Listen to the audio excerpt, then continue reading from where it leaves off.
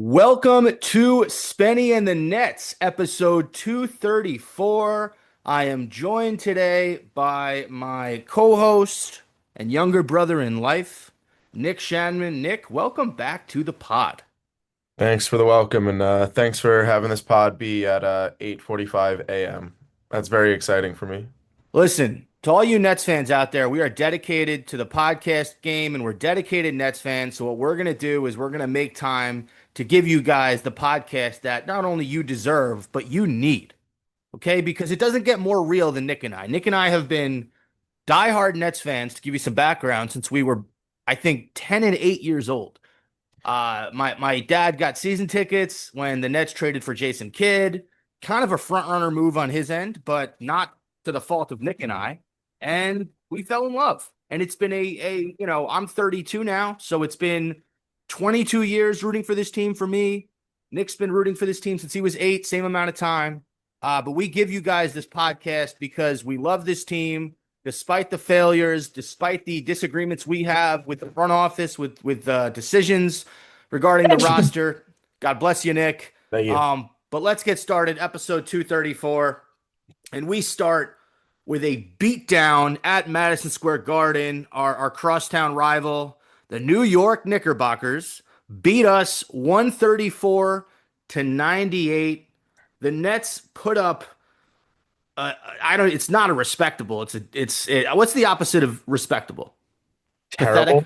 Terrible. They put up 17 in the third and 19 in the fourth. Their offense was non-existent in the second half. We're going to talk about the Nets in a second, Nick, but I want to start with this Knicks team. They seemed yesterday, and I don't know if it's because of the opponent, they seemed like the best team in basketball the way they were playing yesterday.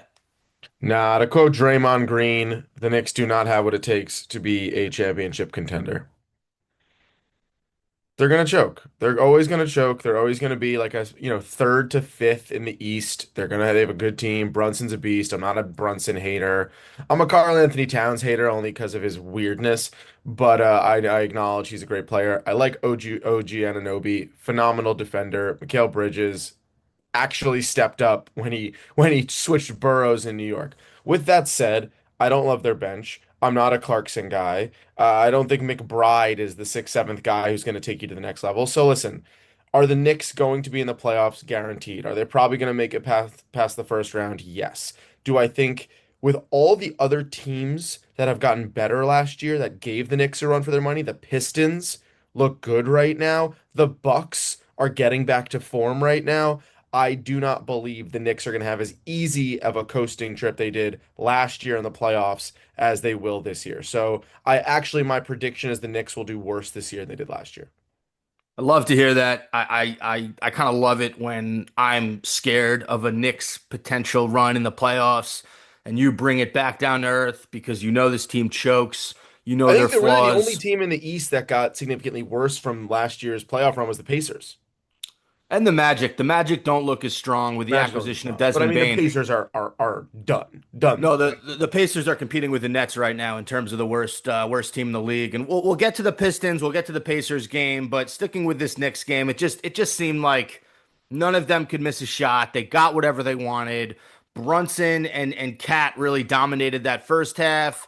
OG Anunoby, it seemed like he hit a million threes. He was 4 of 6 from three. Mikal Bridges was 4 of 5 from three. The team shot 17 of 37, 45.9%.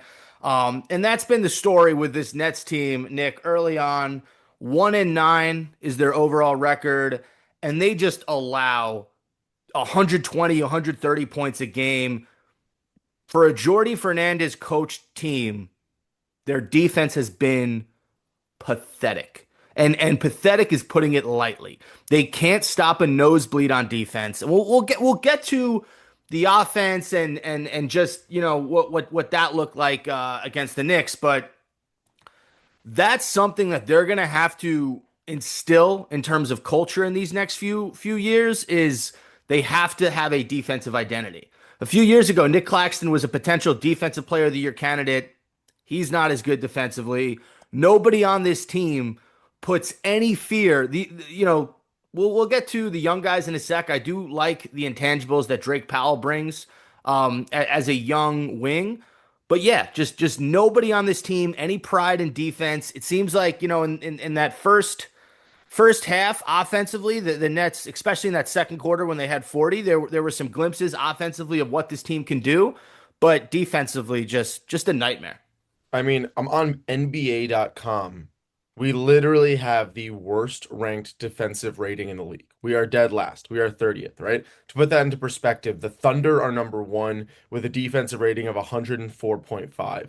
Then it kind of goes down, couple points, couple points, couple points. We are at 126.6. Okay. We are over 20 points behind the number one defense in the league. We're also 4 points behind the 29th ranked defense in terms of defensive rating, which is the Washington Wizards. We're at a 126.6. They're at a 122.1. So a significant jump from 30th to 29th. We cannot stop a soul. Offensive rank, to put that in perspective, we're ranked 24th on offense. So really, listen, 24th is still bad. 24 is not in the top 16 playoff teams.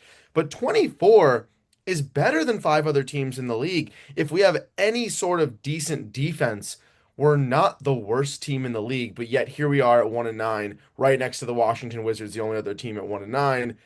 It's pathetic to look at. There were moments in that Nets Knicks game, like early on. I remember a few years ago where Karl Anthony Towns was posting up DeMarcus Cousins. Do you remember this clip? And Karl Anthony Towns is like really trying to post him up, and Cousins just looks at the bench of the Timberwolves like, "What is this dude doing? Like he's really gonna post me up?" And it was almost like a little brother, big brother thing. Cousins being the big brother, Towns being the little brother. No, I think they're Karl, cousins, not brothers. Nice. Karl Anthony Towns little brothered the entire Nets roster for most of the night. There was early on, this is when I knew the game was over. Karl Anthony Towns backed Claxton down, moved Claxton about 5 feet until he was under the rim, did a little baby hook, and did the too small gesture. The Knicks were doing that most of the night, whether it was Karl Anthony Towns, whether it was Mitchell Robinson. The Nets just could not, forget about defensively. They couldn't get a rebound yesterday. I I don't actually know what don't the mind the season Claxton's been having. I actually think Claxton's had some great games. He's getting a he good has. amount of stuff. Offensively, he's been great. Yes, but he has no Defensively, meat. not as good. He has no meat on his body. We've been saying this since Right. day one. I will say, I've been the biggest critic of Claxton since day one because I wanted his development to go a lot faster and he needed to get bigger. And he's done everything right except put on weight. He's better at scoring. He is better at rebounding. His numbers have consistently gone up, maybe with a couple dips in the past 2 to 3 years, but now he's kind of back to being in full form offensively, and his numbers are good for what you want them to be. These numbers that Claxton's putting up could be on a decent team. These could be. I want to quickly bring up his season averages just so I can put that into reference. He's The close to a problem double is double. he's averaging 14.6 and 7. He's not averaging double, but that's fine, right? If you have another big man playing in tangent with you. Obviously, if he was hitting 18 and 10, that would be a lot more ideal. 62% from the field. But if you can't defend a single other big man, how long could we keep you out there for? Yeah. And Yeah. Clowney's built similarly. And then you have, who are these other bigs that we're going to eventually start playing, right? Like Danny Wolf. Danny Wolf. Danny Wolf's not guarding Joel Embiid. So listen, it gets to a point where if you are not developing into the player and the style of player that we need you to be, we're going to have to bring in somebody else. And the way Claxton has been for 7, 8 years, however long he's been in the league, has not gotten to the point where we need him to get to. So I like Claxton. He'll always be a good scorer. He's a good ooper. He's a good Clint Capella type, but not as good defensively. But yeah, those are my thoughts on Claxton. Claxton was drafted in 2019. He's been in the league for 6 years. The Knicks out rebounded the Nets 46 to 38 in total. Um, yeah, I mean, that was not the story, but it was part of the story. I do want to talk about some of the positives. Michael Porter Jr. was the high man tonight with 25 points, 9 of 18 from the field for MPJ, 50%, 4 of 9 from three. He has been my favorite player to watch on this lowly, kind of pathetic offensive Nets team. Look, his name is Michael Don't Swing the Rock Porter Jr. for a reason. If you pass him that ball, he's shooting it 9 times out of 10. And he's making a good amount of them. So kudos to him. I think, it wasn't working out in Denver anymore. He comes to Brooklyn. This is a guy who's trying to reinvent himself as still a premier player in this league, and so far he's done a good job in Brooklyn. His opportunities are going to even be, more so with Cam Thomas out for a few weeks with a hamstring. Um, you want to talk about Cam Thomas quickly? Well, I'll make my comments on Yeah. MPJ. Okay. The most fun player to watch by far on this team right now. Listen, Easy, I mean, right? me Yeah. and you get our jollies off to watching some of the rookies and Demon and some of these guys. I like watching Zaire Williams. I like all these dudes because it just shows potential. We get excited about that. From a not Nets standpoint, just watching the Nets team, if you're any layman viewer, Michael Porter Jr. shoots 47% from the field. If he gets the ball in that corner, he's probably hitting it, and he's got a smooth ass stroke. 23 points a game, 7.6 rebounds a game, 2.6 assists, 47.2% from the field.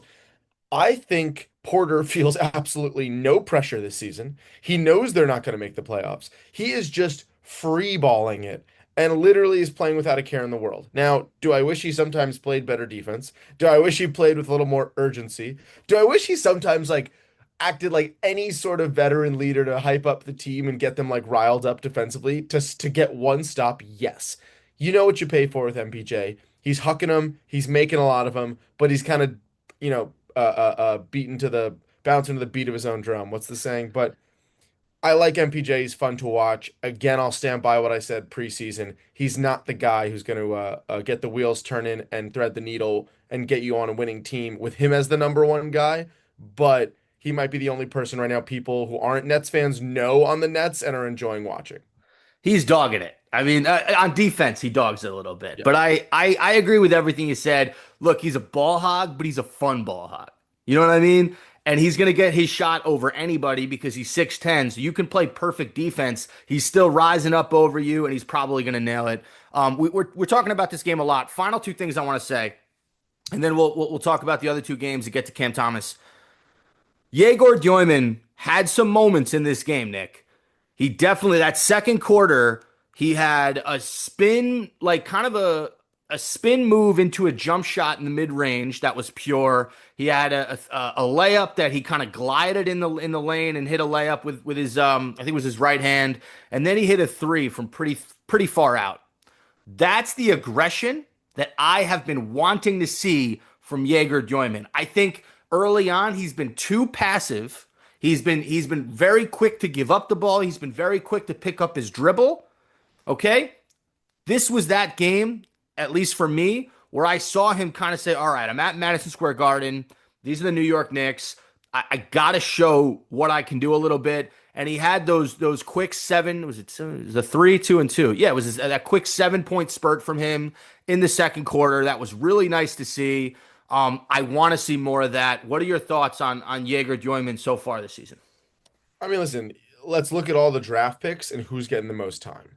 And they really are putting this guy on the court, putting him into tough situations, and trying to develop him as quickly as possible. What does that tell you? It tells you this Nets organization sees something in him that either a lot of other people don't, or a lot of other rookies and draft picks and trade guys on the team don't have.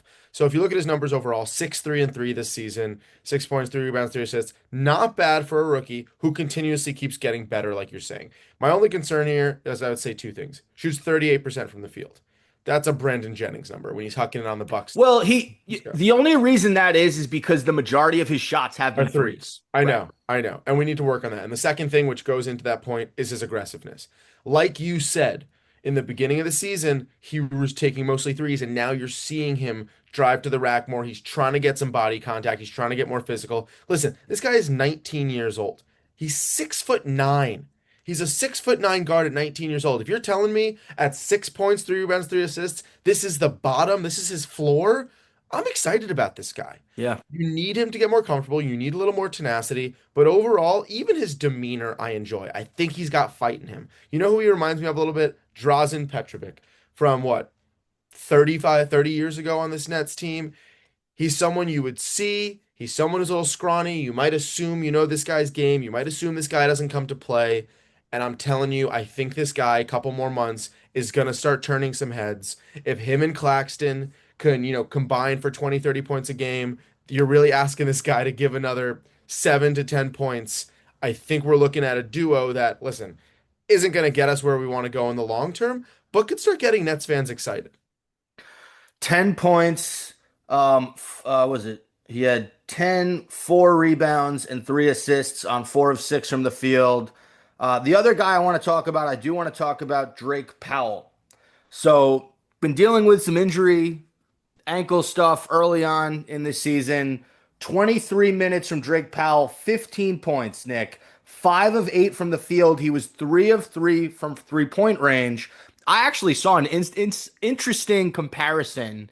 Someone said he's kind of like a young Mikal Bridges, Hmm. which I thought was interesting, but he's showing me intangibles in a wing player that the Nets haven't really had. And I'm not like, forget about the big three for a second.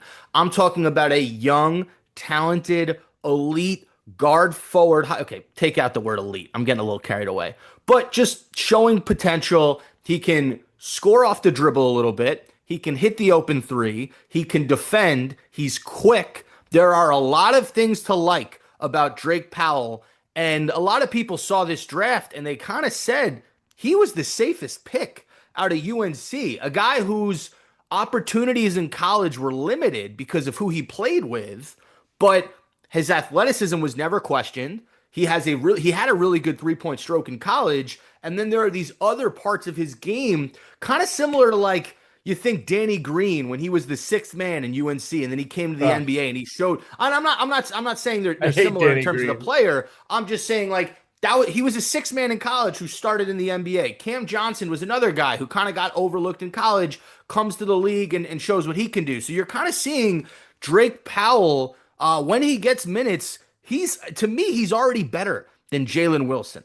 He's already better than Tyrese Martin and then a few of these other Nets wings. Like I love Zaire Williams. Don't get me wrong. I think Drake Powell has a little bit more in his bag than Zaire Williams right now.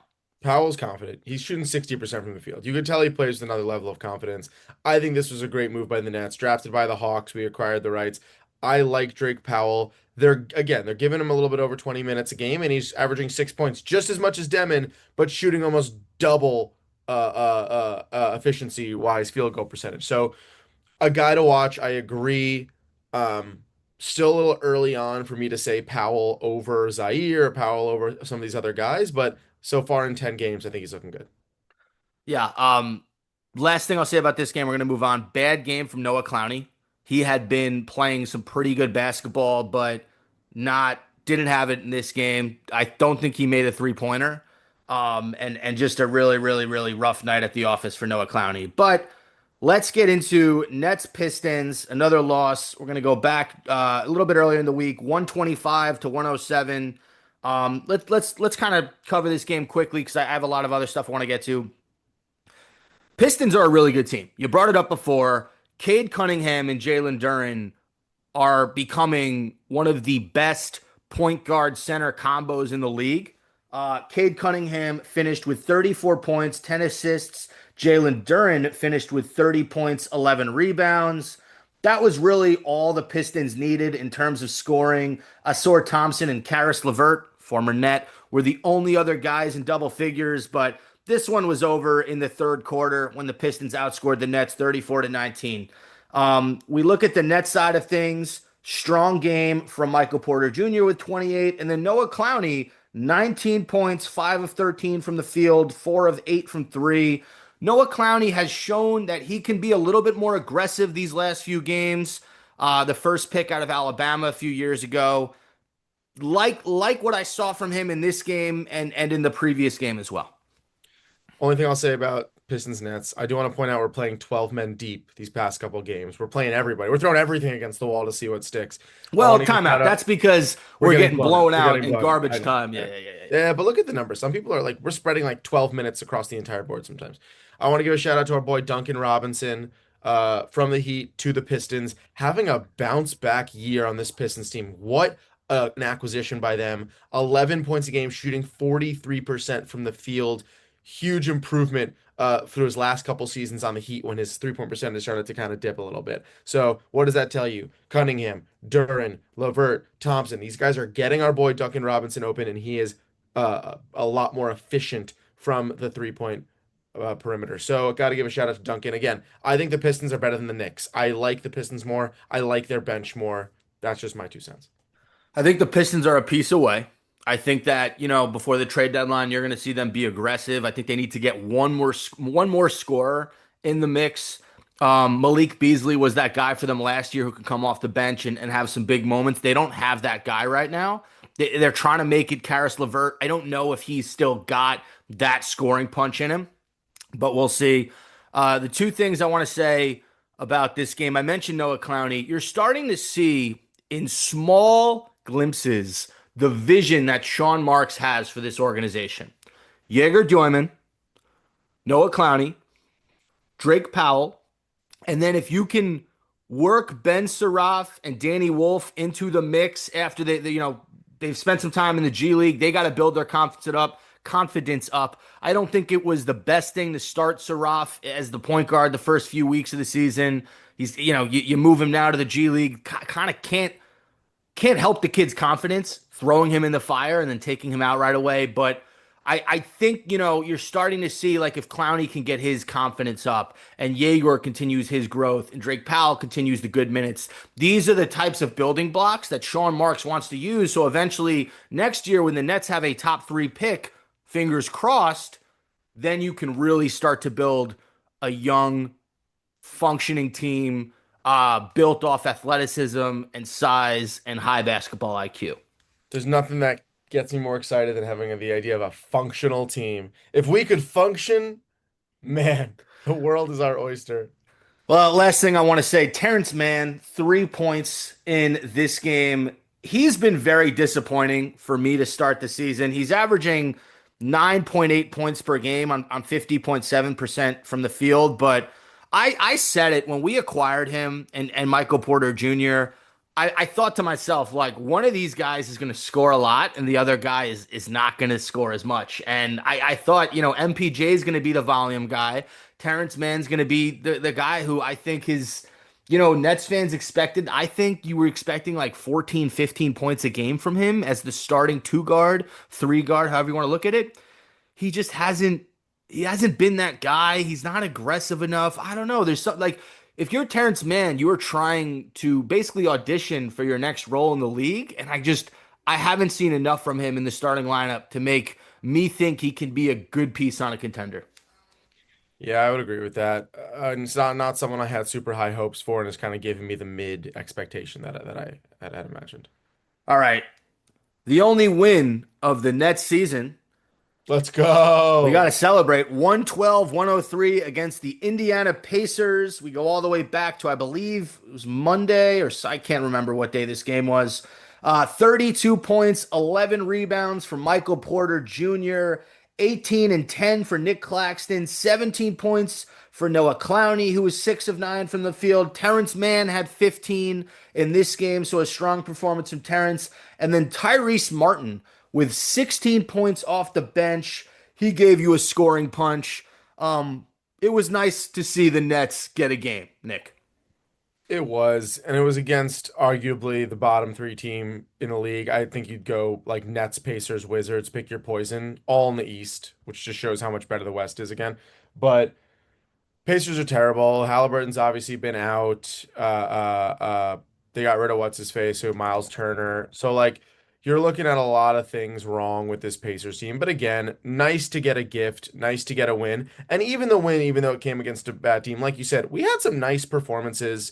Clowney's been hit or miss, so it's nice to see Clowney perform well. The 18 and 10 from Claxton, that's what we have to see every single game from Claxton. And this is the game Cam Thomas went out. So to finish that game with some guys off the bench, we still played 10 deep. Everyone at least getting 13 minutes, obviously, besides Cam, who was hurt. And you had other guys like Tyrese Martin, who's had a terrible season efficiency-wise step up. Tyrese Martin, 7 points a game, shooting 33%. So, like, there's guys like that who in this game, if they could start putting together some consistent performances, we could start sneaking away some wins. Is it going to be against the Pacers, the Wizards? Uh, uh, who else is bottom tier in the West right now? Pelicans. Pelicans. Maybe that's who we'll end up beating, but we'll take those wins when we get them. Dallas is pretty bad, but I still think they beat us. Uh, yeah. I mean, good win. It was nice to see the team we root for not lose a game for a change. You bring up Tyrese Martin. Look, this is a guy that was one of the last people to make this Nets roster. Marks and Jordy Fernandez believe in him. He gets a lot of playing time. He hucks up a lot of threes, and he's not a great 3-point shooter. He does have a better IQ, I think, than more people on this team than not, but that's not saying a lot. I don't think a lot of guys on this team are making high IQ decisions. But overall, you win the game against a bad Pacers team. MPJ is fun to watch. You outscore Indy 32-20 in the fourth quarter because, I think in the third quarter it was pretty close, but it was nice to run away with this one.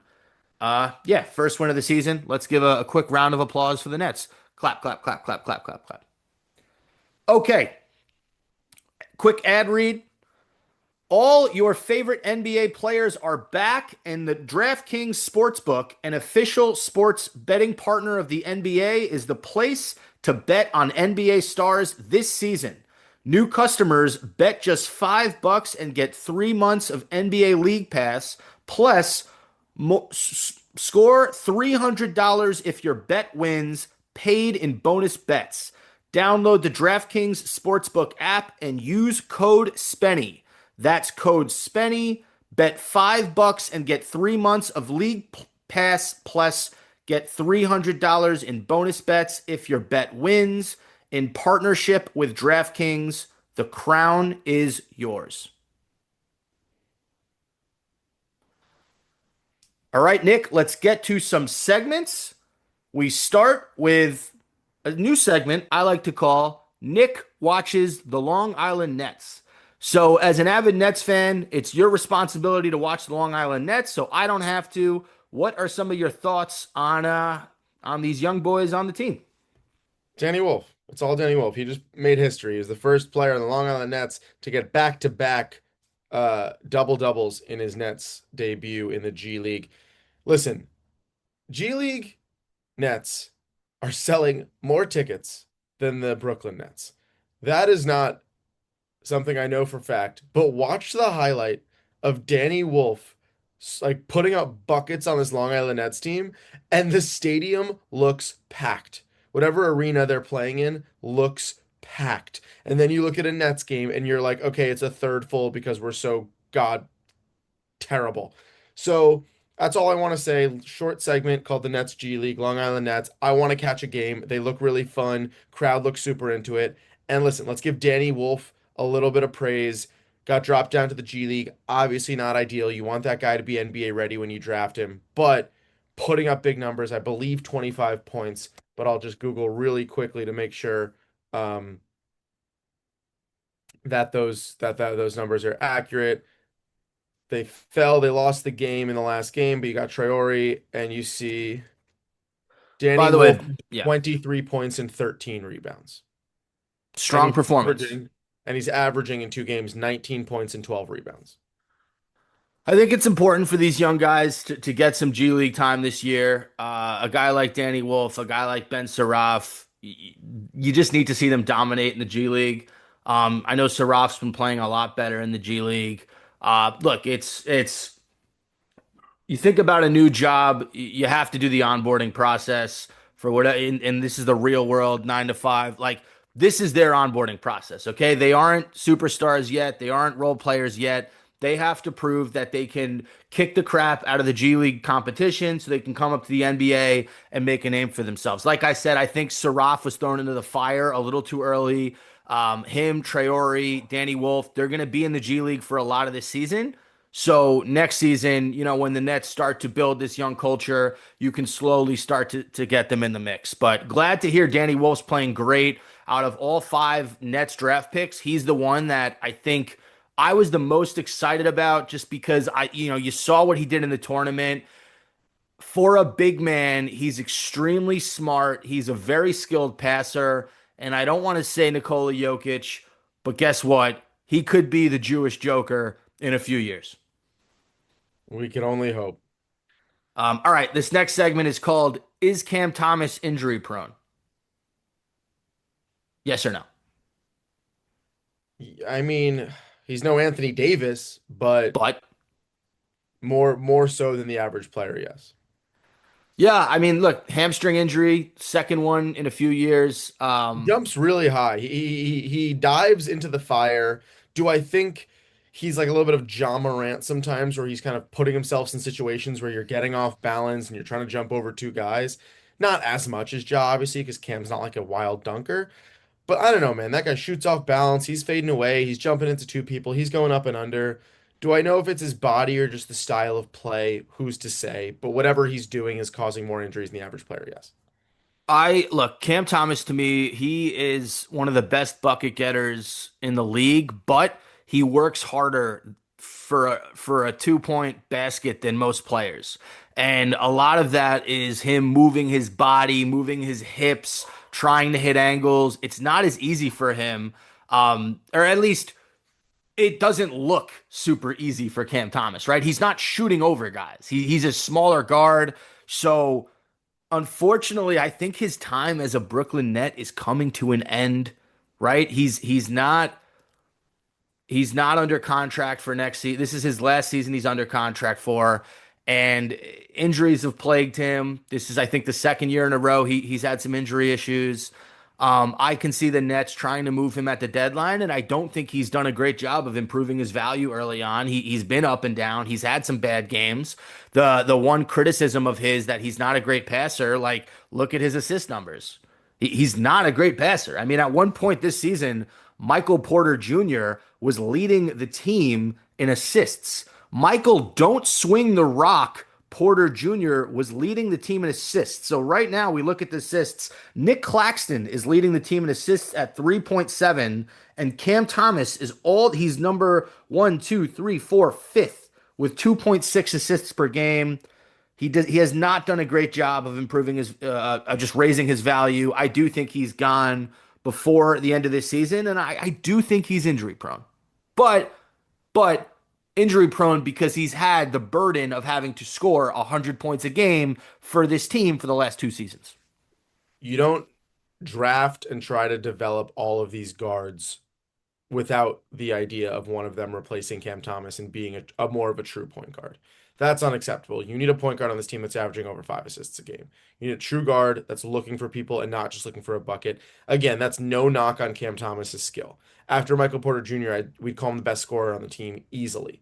He could get a bucket when you need one, but we don't need two lackluster defenders who are shoot first on a bad team hucking up shots. Great. They both average 20 points a game. Cool. Nobody else on the team scores. Nobody else on the team is set up. Nobody on the team is playing defense. So I got nothing but love for Cam Thomas.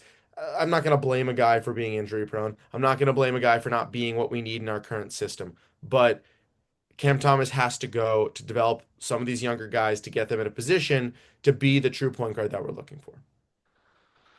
All right, Nick, we move on to another segment. It's called Same Faces, New Places. We're going to start with Trendon Watford in Philadelphia.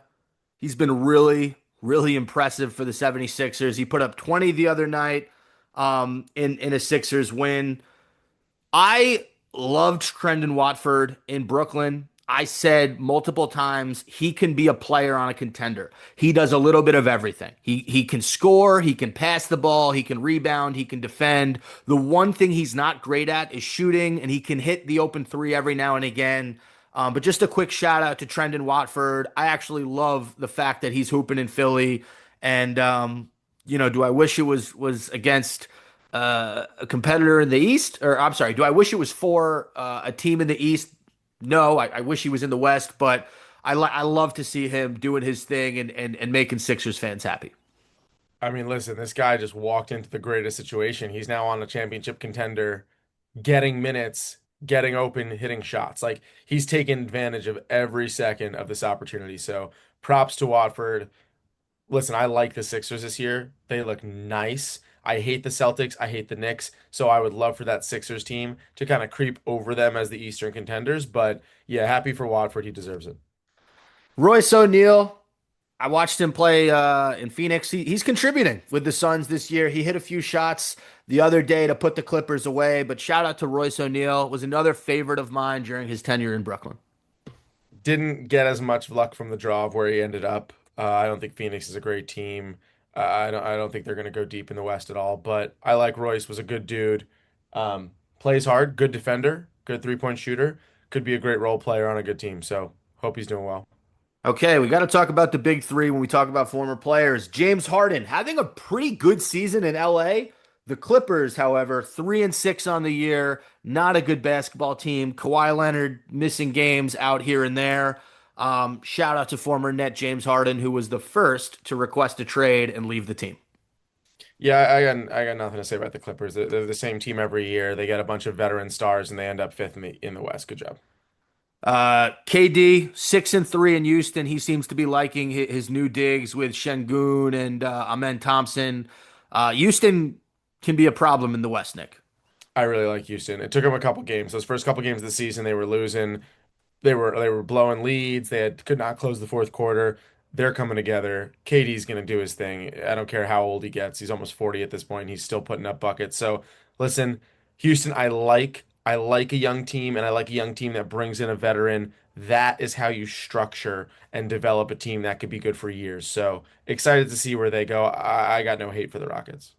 All right, and finally, I mentioned Dallas earlier, but Dallas, one of the worst teams in the West at 3-7. Kyrie Irving has yet to take the floor. Oh, and hey, D'Angelo Russell also on the team. And look who's Um, injured again, Anthony Davis. Nothing brings me more happiness than Dallas being a shit team. They did not deserve the number one pick. They did not deserve Cooper Flag, who has not been incredible by any stretch. He's had some growing problems as the number one pick. I really hope that Kyrie never wins a championship there. In a perfect world, Kyrie Irving would retire, and then the Dallas Mavericks would win the championship the very next year. That would be amazing. But That's so good. like to see Dallas sucking, and I can't wait for Kyrie to come back and then just figure out a way to get out of there. Yep. Okay, last segment before we close the show out, Nick. Tougher team to be a fan of right now, the Brooklyn Nets or the New York Football Giants? I thought you were gonna say the Jets because the Jets are worse than the Giants. Yeah, but I'm a Giants fan, so we're using Giants in this scenario. I mean, it's much easier to be a Giants fan. The Giants have hope. You have Jackson Dart, man. Like he looks solid. Scatterbo, that was heartbreaking. But that he's the future. He's gonna come back next year and he's gonna be better than ever. Like the Giants are putting together the pieces, and they don't really have that bad of a defense. The Giants are putting together the pieces to be a decent football team in I'd say 2 to 3 years. I don't know if I could say that about the Nets. When you're still holding on to MPJ, when you're still holding on to Cam Thomas, when you have these guys who put up buckets, but they're not really people you build a structure around, like the hope that the Nets have right now, or the long-term potential, I would say, isn't going to come to fruition for 5 to 7 years. I Five think the to Giants, seven. I think the It's a long Giants in time. 2 to 3 years could make the playoffs. Jackson Dart gets more comfortable. They need one more receiver. I love Neighbors. Obviously, he's out too. Also heartbreaking. But if you give me Neighbors and you give me like someone decent in the slot, I don't love Slayton. I don't love some of those other guys. I think the Giants are pretty damn good. I like the tight end too. What's his name? For the Giants, Theo Johnson. Yeah, give the ball to Theo Johnson more. But listen, Giants way easier to root for right now, and of course they have more wins and fewer in maybe the same. No, still fewer games. I am going to disagree with you. I think it's tougher to be a Giants fan, and let me explain why. The main reason is expectation. As a Nets fan, the second that they traded James Harden, expectations went out the window. I don't think anyone was confident that Kevin Durant and Kyrie Irving were going to lead this team to a championship without James Harden. Then they get, then you lose Kyrie and KD virtually in the same week. And what happened from then on is expectations were extremely low, and no one really thought the Nets were going to be a contender with McHale and Cam Johnson. And then now you pivot, and as shitty as it is to be a Nets fan, the second they make that KD trade and you get those 5 first-round picks, you can at least look to the future and say, okay, now we have the building blocks to build a young team. With the Giants, every year they're supposed to be competitive in the NFC East. Every year, Giants fans have this delusion, myself included, that they are going to potentially sneak into the playoffs and go on a run. Why do we feel that way? Because it happened twice in 2007 and 2011. So, as a Giants fan, last year, last year was the end of Daniel Jones, right? And for 4 years, we thought that we can be a competitive team with Daniel Jones. Well, we end up benching him. We go through 4 or 5 quarterbacks, whatever. And then this season, what do? We draft a quarterback. We say, we're not rebuilding yet. We're going to sign Russell Wilson, and he's going to start for us. And we're still going to try to be competitive in the NFC. What happens? Russell Wilson sucks. He gets benched for Jackson Dart. Okay, but we're already in an 0-3, 0-2 hole. I think it was an 0-3 hole. So Yeah, but that's you're what not Dart playing comes for in. this season. But you don't have the mindset of a Giants fan, Nick. Eagles have shown that they're um not as dominant as last year, at least early on. Washington loses Jaden Daniels. The Cowboys defense is Swiss cheese. As a Giants fan, I thought we were going to compete this year. And they're not even going to eclipse the 5.5 wins that they were predicted. That was the over under for the Even Giants. if They're you not even going to sneak a predict that. win in the NFC East, you're not winning a playoff game. But do you understand what I'm saying? That's why I think it's tougher to be a Giants fan because every single year the expectations are you're going to be competitive. Whereas the Nets, we know we're going to suck this year. We knew we were going to suck last year. Probably doesn't help that Daniel Jones is looking nice on that Colts I team. don't I don't want to hear it. I don't want to. We're not talking about how good Daniel Jones is. We're not going to talk about how every single Giants player who struggles in New York goes to another team and all of a sudden they're amazing. We're not going to talk about Saquon Barkley, how he goes to Philly and wins the Super Bowl. We're not talking about that, Nick. And that is how we're going to end the show. Thanks to everyone who listened to episode 234. Remember the DraftKings ad read if you want to get that promo code SPENNY. Use it, please. Let us know. Shoot me a DM at Spenny in the Nets on Twitter and let me know if you use the promo code. I'd love to hear from you guys. And Nick, any final words for the listeners? You know, let's all go to a Long Island Nets game and have some fun. All right. Thanks for listening, guys. Bye bye.